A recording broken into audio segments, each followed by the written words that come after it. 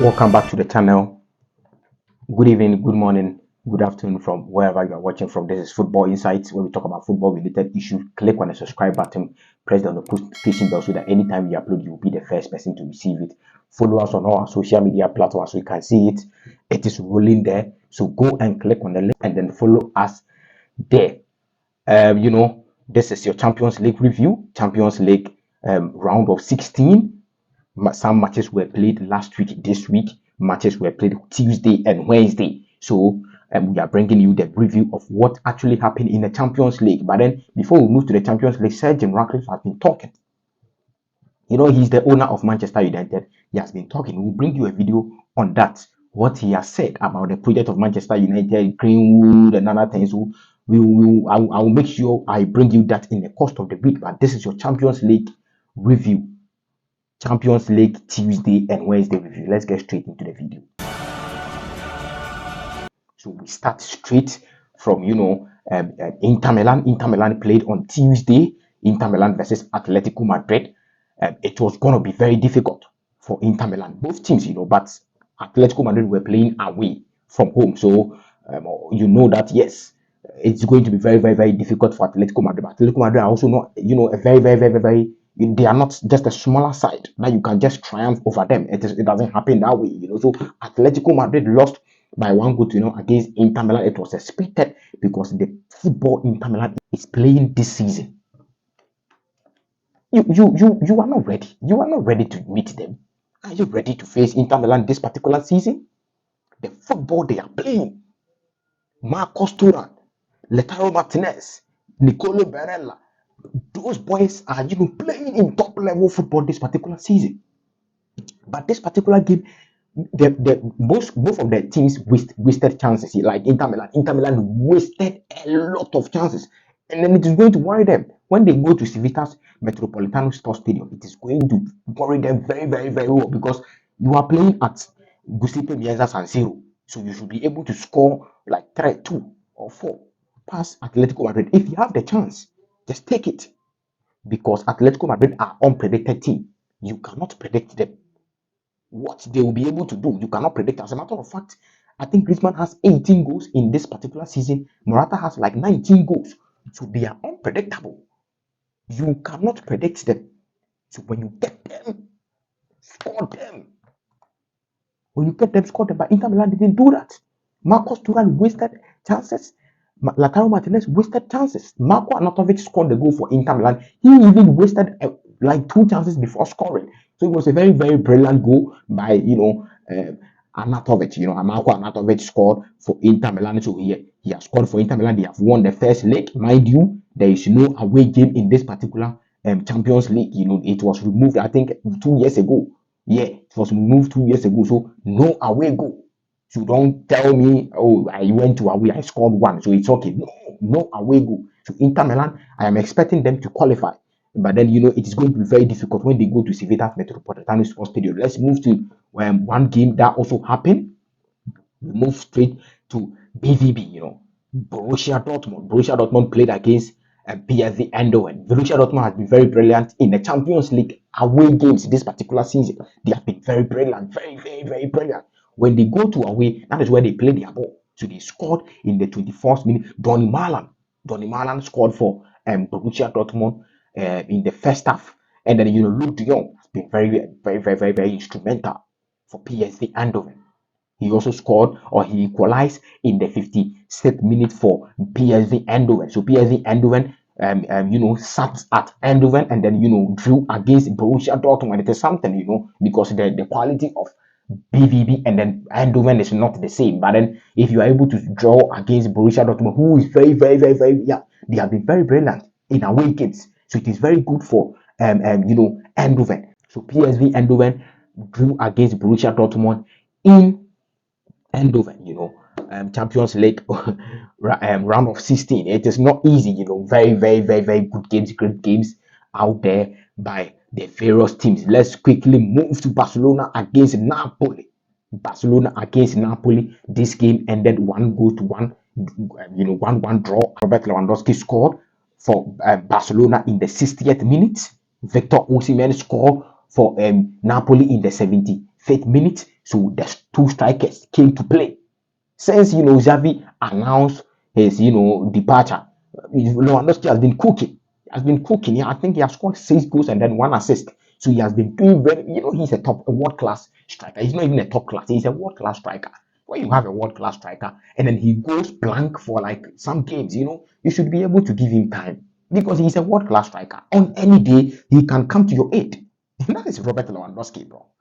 When you have a world class striker on any day, just like Benzema, now on any day they can come to your aid. So Robert Lewandowski scored, Victor OSIMHEN scored. The Robert Lewandowski goal was assisted by Pedri. Pedri, did a very brilliant assist by Robert Lewandowski. That was a striker's goal. But then in this particular game, I think Barcelona, they are not good enough. Someone will say, I don't hate Barcelona, but when you watch the match very well, you could see that Barcelona, they are not good enough. The materials there are not good enough. They are not good enough. I don't know, but I don't want to blame all the problems on Xavi too. No, I'm not going to do that because as we speak, they don't even have a top DM defensive midfielder. They don't even have a top DM. Romeo is their DM. Xavi don't trust Romeo, and that is why he's playing Andres Christensen as a centre back as a DM. He's too heavy on the ball. Whenever he gets the ball, he loses the ball. Sometimes he might pass because he's just not a DM. So I saw some Barcelona fans blaming Andres Christensen. No, bro, he's a centre back. As a centre back, when you get the ball, you have options. You have time to think and pass. But as a DM, you are the engine of the team. So if you don't have ball retention, it is going to worry you as a DM. So Christensen playing as a DM, as a matter of fact, he's a centre back. So him being able to play as a DM for like 4 games now, he has been doing well. He has done well. I'm very proud of him. He's an academy boy of Chelsea. I'm very proud of Christensen playing as a DM for Barcelona. It's not easy, But then Napoli also wasted chances. I'm very disappointed in their coach. I think their coach, drew this game because, yeah, of course, Krejci Kvaratskhelia was not playing well. But you removing him, he's a weapon. You don't remove him.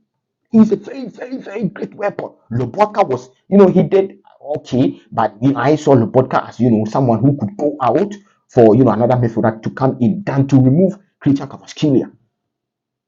Victor Osimhen scored the goal, and then after the goal, you did the sub. Of course, the sub was coming, but then after the goal, you let him stay on the pitch. You could see this guy wants to go, monster. He wants to go. He wants to score more. But he was removed from the pitch, so not good enough for the coach. Going into the second leg, he should do his work well. He should, because Napoli can remove Barcelona from the Champions League. It is, when you watch the game, you could see that yes, they could do that. Yesterday match, they could have won the game on a silver platter, but they couldn't do it. So 1-1, draw between each other. Very, very, very brilliant for Napoli. I think going into the next leg, they should do what they should do. If they do their things right, they could just eliminate Barcelona just like that, because Barcelona doesn't have the material. They are not good enough. They are simply not good enough. Arsenal also lost against FC Porto at the Estadio de Dragão. Against FC Porto, 1-0. And then Geleno scored a very, very, very, very, very, very brilliant goal. This guy has been very brilliant. Let me talk about this guy a little bit. This guy plays like Luis Diaz when he was at Porto. When Luis Diaz was at Porto, this is the pedestal this guy is on. But the difference between this guy and then Luis Diaz is that Luis Diaz has speed. He has determination, but this guy is very, very, very, very, very physical and very effective. So Geleno, if I am a sporting director, I am bringing this guy to Chelsea. Geleno, what a brilliant player! He has been very, very, very instrumental for Porto in the Champions League this season. Porto is a very strong team. Don't let anybody deceive you that Porto are not strong. Porto is a very, very strong team. Trust me. If it wasn't head-to-head, they would have topped the group of Barcelona. So it shows you what Porto can do. Porto is a very, very strong team. Arsenal had 0 shot on target on the night. 0 shot on target. And then I think, in the last five matches, they have scored about 20 goals, considered about 2 goals. It got into their head. So they were thinking, oh, this is a very, very, very, Porto are just Porto. Let's go and just score them and come back. It is not easy like that. Don't think like that. So coming into Emirates, you should be on the toes because Porto can do anything at all. They are capable of doing anything at all. They are very strong side. So GELENO scored for Porto in the 90 plus 4 minute, 90 plus 4, very last minute goal by GELENO. So GELENO is performing brilliant for Porto. Arsenal, not good enough. I don't want to, there is some notion out there that, they are not a Champions League side. They don't have history and all of that. I don't believe in that. I believe in form. I believe in current form. That is my philosophy. I am not disputing the fact that those things work in football. But when you have form, when you have a very good team on any day, if Monaco has a very good team, they can go on and win the Champions League. It doesn't matter their history in the Champions League. So I don't buy that, So Arsenal, I think they have a very great team. If everything goes to plan, they can win against Porto and qualify. But it is not going to be easy. Just like the Inter Milan game, it is not going to be easy for Arsenal. So Porto also won by 1-0. Arsenal, lost. It is not good for English football. It is not good for English football. But Lewandowski won the man of the match for Barcelona. GELENO also won the man of the match for Porto. So that is what actually happened in the Champions League round of 16 this week. Thank you so much for your time. Make sure you click on the subscribe button and tell someone about Kobo and then Football Inside. Peace.